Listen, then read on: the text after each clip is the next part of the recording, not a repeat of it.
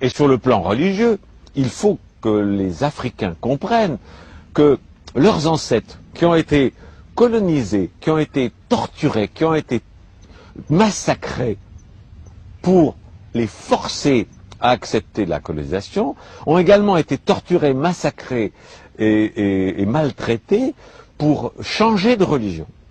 Les conversions au christianisme ont été faites par la force et par la violence.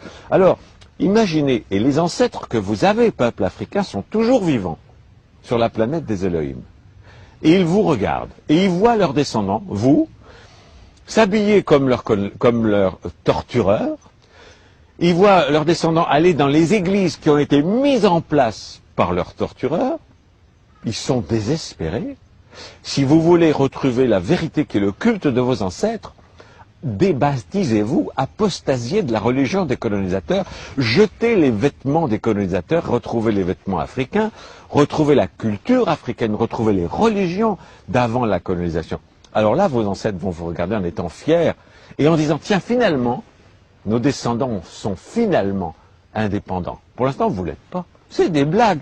On vous fait croire à l'indépendance. Il y a un drapeau, il y a des... C'est des pantins, mais qui sont aux ordres des pouvoirs internationaux. Et vous le savez, en prenant un maximum d'argent qu'ils mettent sur des comptes en Suisse. Et en même temps, l'Afrique meurt de faim un peu partout. Le Vatican, s'il est tellement concerné par les pauvres et par la faim en Afrique et ailleurs, mais qui vendent le Vatican, et avec cet argent, il peut donner à manger à tout le monde. Parce que la religion chrétienne dont on vous vante les mérites et avec laquelle on vous a colonisé, a toujours dit la pauvreté c'est beau, n'avoir rien c'est beau. Ok, faites-le vous-même. Que le pape vende tout le Vatican, c'est une ville.